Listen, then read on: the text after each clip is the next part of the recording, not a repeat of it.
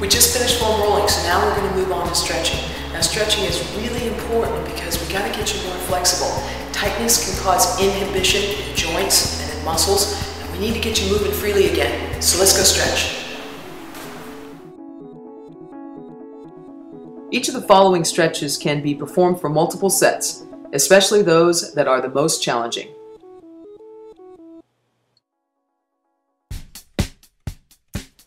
The first stretch is the lateral hamstring stretch. Place your leg on a bench or the back of your couch. Keep the toe and kneecap pointed toward the ceiling at all times. Internally rotate the foot and hip of the standing leg. Get tall on your spine and squeeze the glute of the standing leg, driving the hip across to the opposite knee. Be sure to rotate at the hips and not at the waist. Next, the hip flexor. Stand tall as you place one foot on a bench or table that is approximately mid-thigh in height. Keep both toes pointing forward.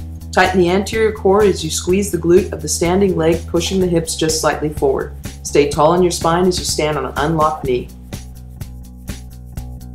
Glutes and hip rotators. Place a bent knee on a bench that is approximately mid-thigh in height. Foot can rest off the bench. Keep your knee centered with your chest and always remain tall in the spine. Internally rotate the standing foot and hip. Be sure to first drive the hip toward the outside of the knee before bending forward at the hips. Remember, don't proceed with any movement that causes pain. You may experiment by adjusting the degree of bend in the knee if pain is present. On to the groin. Place your knee on a bench with a padded surface. Stand tall on an unlocked knee with your anterior core tight. Once in position, squeeze both glutes, driving your hips forward. Stand tall in the spine so that you avoid hyperextending the low back. Chest is next. Stand in an open doorway and place your hands, fingers pointing outward, just below shoulder height. Tighten your anterior core and split your stance, moving through the doorway. As you move forward, stay tall on your spine with your head up, bringing your elbows just short of shoulder height.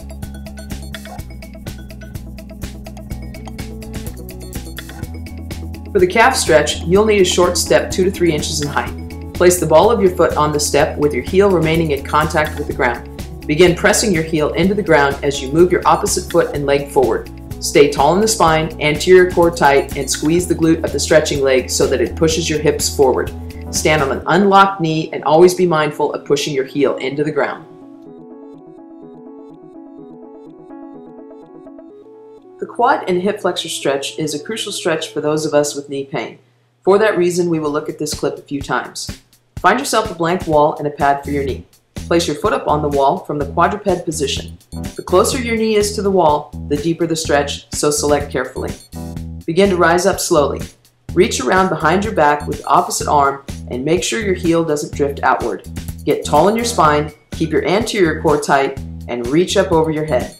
Squeeze the glute of the leg you are stretching. This stretch is quite intense, so don't sacrifice form or proceed to the point of pain. You should, however, feel discomfort in the front of the upper leg. Progression is made by moving the knee closer to the wall as you become more flexible. If the previous stretch was difficult, maybe stepping it down to the modified version for starters is your best bet. Place one foot on a bench that is mid to upper thigh in height from a standing position. You may use your stick or foam roller as a tool for balance. Get tall in your spine with your anterior core tight as you stand on an unlocked knee. Be sure to keep the bent knee pointing straight to the floor as you squeeze your glute of the leg being stretched. This is a great stretch for the groin and hamstring. Begin in the seated position on the floor with your legs beat out wide, toes pointing to the ceiling. Get tall in your spine and begin moving forward from the hips and not the waist. Hold that position for 10 to 15 seconds and then ease back out of it. You may also walk your hands out along the floor. Again, be sure to stay tall in the spine and move forward from the hips. Once you've achieved your full range of motion, you may flex your feet up and back for additional stretch. Glute and hip rotators. Place a ball against the wall or pull your couch cushion from the couch and use the cushion as the replacement for the ball, placing it against the front of your couch. Brace your hips up with your hands on the floor. Cross one ankle over the opposite knee and begin lowering your hips towards the ground. Be sure to tuck your hips back under the ball upon descent. You may or may not reach the floor initially with this stretch. Once you've reached your full range of motion, Keep the chin tucked and lean back slightly. Your anterior core should support the spine. If you experience knee discomfort, shorten your range of motion until you are able to achieve a full range of motion pain-free. Shoulder stabilizers and upper back. Start by facing away from a blank wall with the heels of your feet as close to the wall as possible. Keep your head, back, glutes, shoulders, forearms, hands, and wrists in contact with the wall at all times. Begin sliding your arms up the wall, staying in complete contact with the wall. Stay below any shoulder discomfort you may experience. This stretch is challenging and important to include in your program. It's necessary to address the entire body and not just the areas affecting your knee pain in a well-rounded program. If shoulder discomfort was experienced in the last exercise, try this version. Face the wall and keep your anterior core tight, which resists the rib cage from lifting. Slide the forearms and hands up the wall. Resist the elbows flaring out as you slide your arms. For the back stretch, stand close to a fixed, sturdy, horizontal or vertical object. Grasp object with both hands and begin pressing your hips back as you stay tall in the spine. Knees will remain slightly bent at all times. Finish the stretch by dropping your head between your elbows.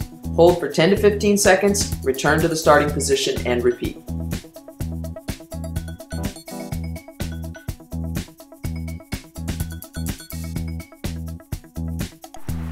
Okay, we got you all foam rolled, we got you stretched out, but you're still not ready to work out yet. We have to activate your muscles. When we sit for long periods of time, muscles can become dormant and they don't work like they're supposed to. So that's what this next segment is going to be. We're going to get all the muscles doing their job.